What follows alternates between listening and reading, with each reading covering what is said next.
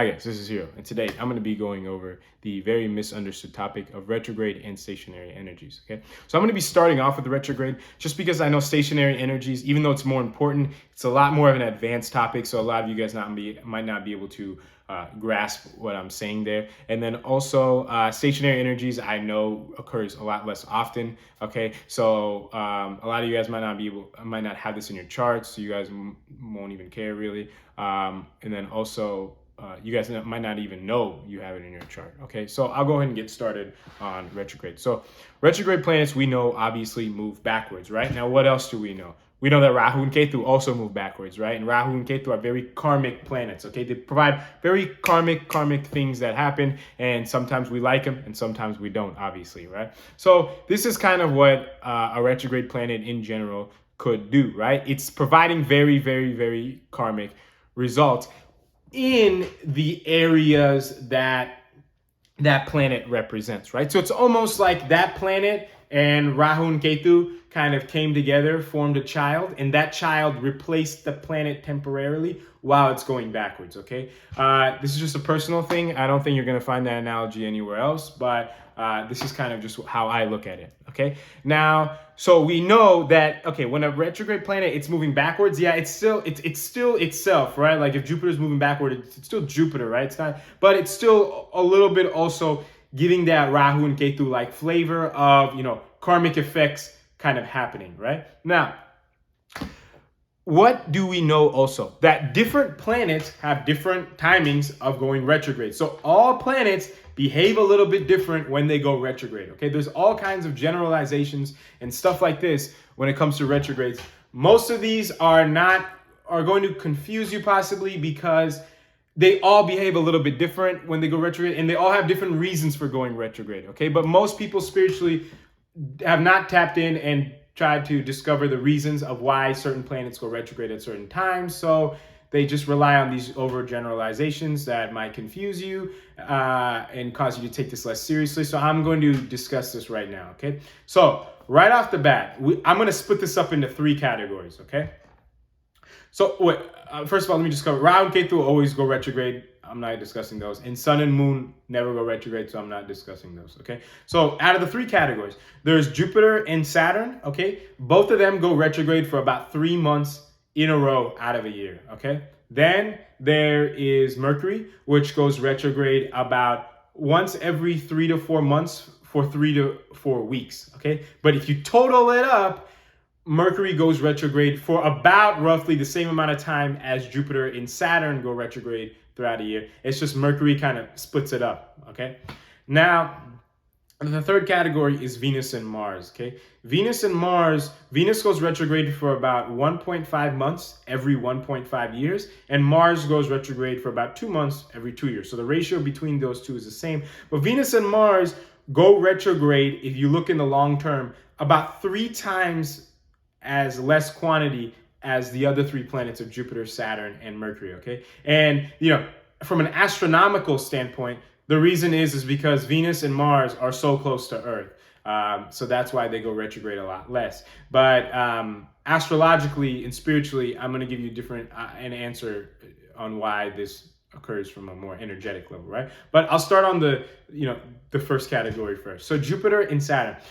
Jupiter and Saturn go retrograde about 3 months out of the year, right? Now, it's important to notice that Jupiter and Saturn also move a lot slower, okay? Definitely not the speed like Mercury does. And there's a reason why Jupiter and Saturn move slower, right? Jupiter and Saturn rule the last 4 signs of the zodiac, which is respectively Sagittarius, Capricorn, Aquarius, and Pisces, okay? This is the last fire to water, cycle of the 12 sign zodiac belt, okay? So the last 4 are very crucial. It's kind of like the bring it home energies, you can say, for the zodiac belt. And we also know that as we keep going more and more throughout the zodiac belt towards the end, the signs in general get a little bit more spiritual in nature, okay? So we know that Jupiter and Saturn themselves are a little bit more spiritual in nature, which is why we tend to look at their transits the most and their placements the most in general when it comes to our charts, okay? Now, continuing. So, why do Jupiter and Saturn go retrograde for 3 months at a time out of the year? Well, there's this quote where it's like, and I thought of this quote beforehand, just while I was thinking of this video, is that, this is a marathon, not a race, okay? I don't think that's exactly how it is, but I think you guys get the point, where, slow and steady is going to be a lot more effective than just quick but not inconsistent and very temporary, right? So with Saturn and Jupiter, this is extremely, extremely true in regards to why it goes retrograde, right? So when it goes retrograde, we know that from what I discussed in the beginning, that there's a very, very karmic impact on, that planet, right? So let's just say Jupiter, Saturn, it's naturally giving us what? Let's just say Jupiter. It's naturally allowing us to learn things, which is what Sagittarius represents, and what Pisces represent is detached. Saturn, which is, doing things for others or ourselves and just acting properly, which is kind of what Aquarius and Capricorn represent. So when it comes to those energies, okay, there's something karmic that needs to get done during that 3-month cycle. Okay, so but why is it taking a whole 3 months? Is because, like I said, slow and steady wins the race. So it's like there needs to be a slow, gradual, somewhat relative long-term, period to really have the karmic effects and the awareness of, because awareness is a big part of Jupiter and Saturn. Karmic effects and awareness truly, truly develop for those planets' energies that cannot be accomplished super quickly in a super short time span, okay? So I hope that made sense of why Jupiter and Saturn are going retrograde slower, but for longer, okay? While Mercury, it goes retrograde not for that long, like less than a month, but it's moving quick back, right? Why is this? Well, we know Mercury owns Gemini and Virgo, okay? Gemini and Virgo on 3 and 6. They're natural upachas, right? Just like Saturn's 10 and 11, but there's a little bit of a difference here. 6 is a Dusthana, and 3, it's kind of like the unofficial 4th Dusthana, you could say, right? So Mercury is a benefic, right? But it can also, if not used properly, not give you the most positive results too, right? It can bring you a lot of anxiety and all this. But if Mercury is used properly, you can make the greatest decisions, all this kind of stuff, right? So the reason why Mercury goes really quickly fast backwards is because Mercury owns Gemini and Virgo, which represents like putting in self-efforts and, just thinking rationally and properly while doing those self-efforts, okay? So the reason why it has to move really, really quickly backwards is because some karmic effects that need to happen where Mercury, represents either in your chart or transit-wise, whatever, it needs to happen very, very, very harshly, right? And the reason it needs to happen harshly is because so that we can truly learn from those experiences and, grow from them going forward, right? And you might be wondering, oh, well, why can't that same logic apply to Jupiter and Saturn? Well, the reason is because Mercury owns lower number signs, right? Which are a little bit more primal in nature, not quite as spiritual as 9 to 12, which Jupiter and Saturn represents, okay? Mercury owns the very first air sign, which is Gemini, and then it owns Virgo, which is also the only Dusthana Apachya, right? So it really needs sometimes some very, very strong karmic, possibly harsh things to kind of happen, then sudden, drastic, whatever, to allow the Mercury to learn in the way that it needs to develop and grow in the long run. Okay, so I really hope that makes sense. Now, moving on to the last section, which is Venus and Mars. The reason these two don't go retrograde, not only quite as frequently, but also over the long term, it doesn't quite accumulate to the same amount of time as Jupiter, Saturn, and Mercury go retrograde, is because of the energies that they own, right? I'll start off with Venus. Venus owns 2 and 7, okay? The only earth and air sign that are not Upachya signs, okay? Venus governs enjoyment and stuff like that. It's not really crazy necessary to our spiritual journey, and I'm actually going to take that back. It is, but it needs the least amount of karmic help, right? When it comes to enjoyment, we usually don't need that much assistance, right? Like if someone, has good food in front of us, or someone comes in our life that's special, we usually don't need too much help on making sure things go Venus's way, right? So this is why Venus doesn't go retrograde quite as much, okay? Because it doesn't need as much assistance. Like Jupiter and Saturn, yeah, it needs that, because they're so powerful energies, it needs that assistance 3 months a year to kind of, make sure everything's on track. Same with Mercury, every 3 to 4 months, for 3 to 4 weeks, it needs that assistance to make sure everything's on track. Okay? Venus doesn't need that assistance that much, okay? So that's why. Mars also, it doesn't need assistance that much. Now you might be thinking, oh my God, Mars is, it rules 1 in 8. 8 is all about developing intuition, which is so important. And, naturally it's a malefic, blah, blah. Why Mars? Well, because Mars, it owns, 8, which governs intuition. But when it comes to intuition in general, it usually just happens, right? This is why 8th house is a house of sudden changes, you can say, okay? It just naturally makes things happen, Mars, okay? This is why it also rules 1, okay? Because Aries is it's a first fire sign, the first exact sign of the zodiac. It's all about just boom, right? So Mars, it also doesn't need as much help. So Mars and Venus don't need the most amount of help karmically. Jupiter, Saturn, and Mercury do, but Mercury needs it in a little bit different way than Jupiter and Saturn, okay? So I hope this made sense. Now, I need to continue forward with something else. So I'm going to be discussing the placement of where this retrograde happens. Specifically, because I can't cover everything, I'll just cover in general exaltation and debilitation, right? So I made a video on what exaltation and debilitating energies mean. Please watch that video if you haven't, because I'm not going to touch on that too much. But there is a quote where it's like, if a planet is in debilitation, but it's retrograde, it behaves as if it's exalted. And if a planet is exalted and it goes retrograde, it behaves like this is debilitated. There is some truth to this. It's obviously not literal, right? A lot of the things in the scriptures, they're not to be taken as quote unquote literal, but I'm going to decipher the truth about this, right? So a lot of you guys may know the concept of a full versus waxing new moon and full moon. And if you haven't watched my video on that, please do, because some of that logic is going to come into play here. But basically, okay, when a planet is in debilitated or exaltation, it kind of means, okay, it's the spiritually best and spiritually worst placement directly that planet can be in, right? But we have to look at which direction it's going to see how the energies are flowing. This is why, the new versus full moon waxing and waning concept is very important here.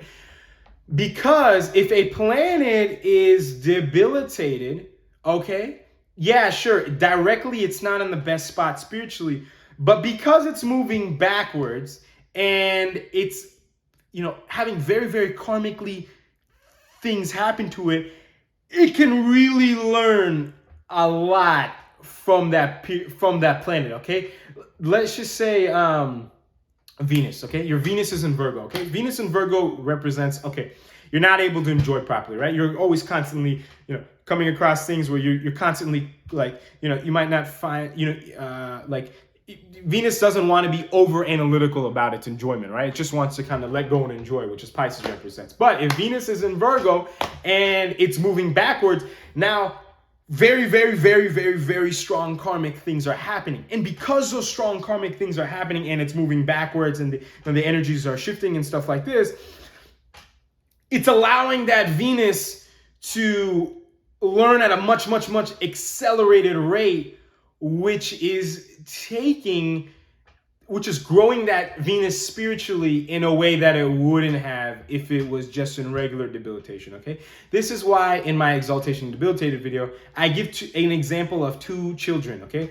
Let's just say one is raised in a purely non-alcoholic house and one is raised in a house with a bunch of alcohol addicts, right? Both of them can have the potential to be on the very, very correct path, okay? The kid with no alcohol in his house sees that, okay, hey, I see how, not having alcohol can really benefit the family. And this guy can see how, not having alcohol can really destroy the family, right? So it's kind of like, let's just say the second situation, when a planet is in debilitated but retrograde, it's really, really, the energies are shifted and the awareness is high and the karmic effects are such higher where this planet is like, yeah, dude, I really, see why this area is my debilitation period, right? And this is how the planet can grow spiritually, okay? Same thing with the exaltation. If it's exalted but retrograde, a lot of karmic things are happening, right? So let's just say a kid is in a non-alcoholic household, right? Purely, sattvic, religious, blah, blah, blah. Karmic things are happening. So they're introduced to, alcoholic friends or something like that. And then they're like, hey, I want to try. And then they're like, hey, you know what? This thing might just be stupid. All this, logic that my parents have grown up, this no drinking alcohol, this is all a bunch of nonsense, right? So I hope you see how exalted retrograde and debilitated retrograde could act, right? And now just use this logic that I applied on, the awarenesses in high gear, based off of wherever any planet is sitting in whatever sign, okay, based off of what I described with all the different planet details and then what I just described here. Now, it doesn't necessarily mean retrograde exaltation is bad and debilitated retrograde is good, okay? I'm just explaining the logic of that quote, that exalted retrograde behaves like it's debilitated and debilitated retrograde behaves like it's exalted, okay? This is not something to be taken literally. I'm just explaining the truth in this matter, okay? But overall, any retrograde planet, it's going to have a lot of karmic things happening during that time, okay? So I would use this planet's period, whether it's happening in transit or, it's in your chart and that planet's dasha comes along to kind of take advantage of this and really grow your awareness in regards to this, right? So that's it for retrograde. Now, stationary energies for all of my advanced, viewers that have stayed till the end. So stationary, there is no, and this is might just be my own personal thing, I don't know, but I don't believe in like a fixed stationary period, right? So let me give you an example. Some people say, okay, within 24 hours of the retrograde and after 24 hours of the retrograde, a planet is stationary. Anything outside of that is just regular, okay? No, I don't believe in that. I know that the planet slowly slows down until retrograde, okay? And same thing, after it goes retrograde, it slowly picks up speed, okay? So stationary, it's kind of like an abstract concept in the sense that stationary energy slowly pick up in effect in awareness as you get closer to the retrograde or progressive dates, okay? It's not necessarily a fixed thing, but like a fixed date or fixed sequence or whatever, but we just need to understand that the effects get more and more profound until we get closer to the retrograde date and until, around when it exactly goes from retrograde to progressive, right? Now, this brings me to my next point. I don't think anybody looks at this. I haven't heard or seen this anywhere, but there's 4 stages of stationary, okay?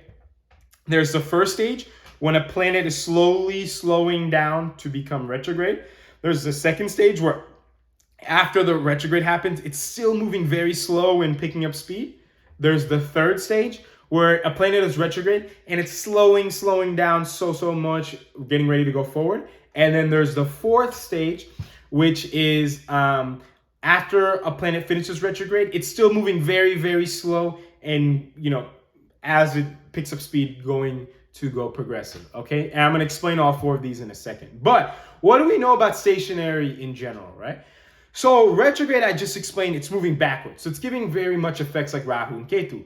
Stationary, it's moving very slow. So it's giving a lot of energies like Saturn, okay? But Saturn and Rahu and Ketu both are very different energies, but they can both be tough on us.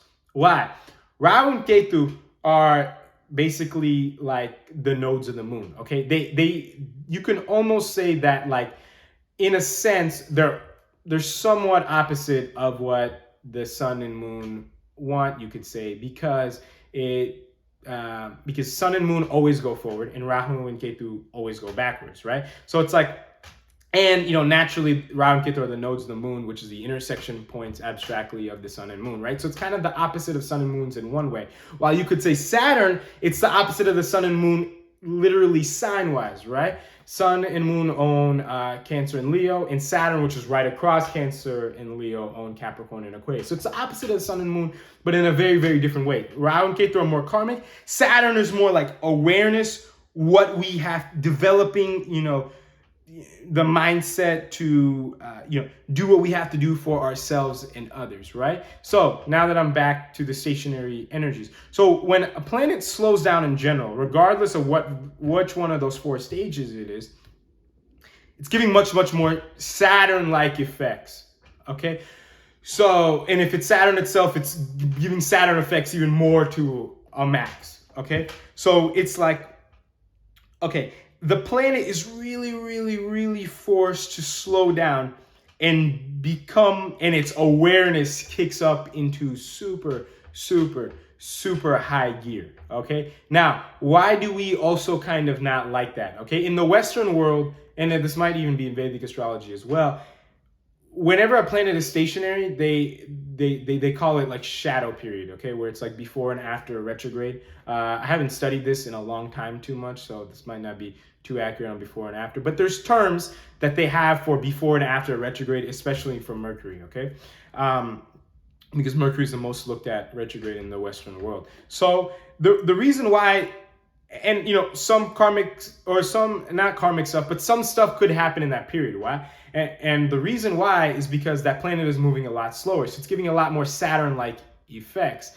Now, the reason why that we could also view this as negative is because, we don't want things to happen slow like what Saturn represents naturally, right? We want things to happen at its own pace. We don't want to kind of have things drag out and, become humbled in certain ways and, have our awareness just really kick up to the max while things are slowing down. Okay, this is not things that, from a material sense that we want. But this is why it can be so important, unlike when it goes retrograde, because stationary energies give us a chance for our awareness to really kaboom. Okay, when it's retrograde, it's like things are more happening. Yeah, awareness could be a byproduct, but the karmic stuff is the goal. The awareness is kind of like the byproduct. With Saturn, it's almost like the opposite, but not really. But when it comes to a stationary planet, that's exactly what it is. The awareness is the goal.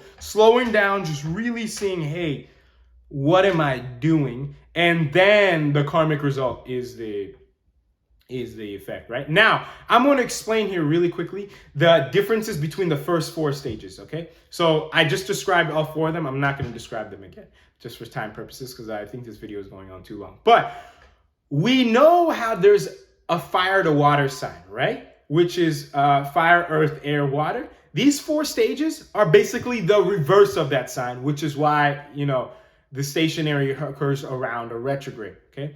The first stage is kind of like water, which is a planet initially slowing down.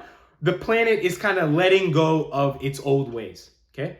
Then, after a planet officially goes retrograde, but it's still kind of slow, it's slowly harnessing some air energies, which is like, okay, expanding on, the karmic things that it needs to do, right? And then it goes retrograde. And then the third stage, which is, okay, after the retrograde is almost complete, as it starts slowing down, the planet is kind of being stable in its new karmic ways, you could say. And the last one was just after the retrograde happens, but the planet is still moving slow, kind of picking up progressive, going in the progressive way. Now it's kind of like that fire energy where it's kind of adapting to its new, retrograde, after its retrograde cycle is complete, and it's kind of adapting to its new ways, and as the planet goes into its next chapter. Okay, so I hope you realized here how important stationary is, and I think I didn't overemphasize how important stationary is, because it slows down so much, and planets usually don't slow down, are not going that slow, and the periods are not quite as long, right? Like, but this is all up to you, right? It depends on, okay, like I said, the planet's gonna get more and more slow as it becomes retrograde. So you kind of have to see, okay, after it goes into after the planet has has lowered to like a certain speed, at which point are you more able to notice that slower speed and those stationary energies, right? Like for me, when like, let's just say Jupiter goes stationary, transit wise, I'm able to notice it about, 3 to 4 weeks before, right? Because that's kind of when it starts slowing down. But some people might not be able to notice it 1-2 weeks or until about a week before. Some people maybe not until 2 days before, okay? Which is all fine. We're all at different levels of awareness. But just see for yourself when you're able to notice certain planets going stationary, and I'd strongly encourage you to take advantage of those stationary energies, right? Because that's where the awareness can really get kicked up into high gear. Okay, unlike when it goes retrograde. Yeah, when it goes retrograde, certain things are happening, and our awareness will still get kicked up into high gear. But when it's stationary, it's like certain awareness is being developed in a way that's when it goes regular retrograde, it's not possible, right? This is why Saturn teaches us different things than Rahu and Ketu teach us, okay? So I think this is a really long video, so I'm gonna end here. So I hope you guys learned something about my views on stationary and retrograde energies, and kind of, seeing how energetically this all works. If you have any questions or comments, you can let me know. And until next time, talk to you guys later. Thank you all for watching.